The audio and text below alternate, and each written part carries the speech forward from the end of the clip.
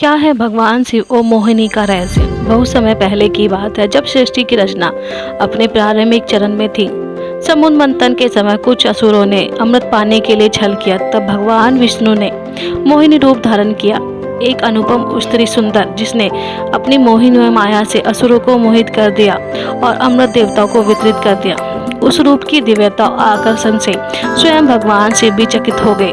उन्होंने कहा, हे नारायण, यह मोहिनी रूप अत्यंत रहस्यमय है, क्या मैं इसे देख सकता हूँ? भगवान विष्णु मुस्कुराए और बोले, यदि आप इच्छा करते हो तो अवश्य, किंतु यह रूप केवल देखने का नहीं बल्कि अनुभव का विषय है। तब भगवान विष्णु ने पुनः मोहिनी रूप धारण किया। जैसे ही वह रूप प्रकट हुआ, समस्त ब्राह्मण की वाणी मौन हो गई। मोहिनी के रूप की सुंदरता देखकर भगवान कुछ क्षण के लिए चकित हो गई। उनकी आंखों में एक विचित्र जिज्ञासा और आकर्षण झलकने लगा।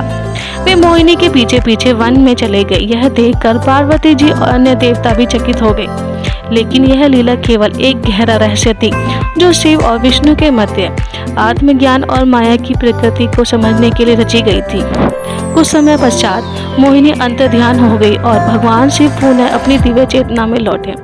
उन्होंने गहराई से ध्यान करते हुए कहा, हे नारायण, यह माया अद्भुत थी, जिसने मुझे यह अनुभव कराया कि कोई भी, चाहे वह कितना भी तपस्या क्यों न हो, यदि वह अहंकार करे कि वह माया के परे है तो वह भी मोहित हो सकता है। विष्णु जी ने नम्रता से उत्तर दिया, आपने सत्य कहा महादेव, यह माया केवल मुझसे या आपसे नहीं बल्कि संपूर्ण सृष्टि से परे है। इसे समझना ही आत्मबोध की ओर पहला कदम है।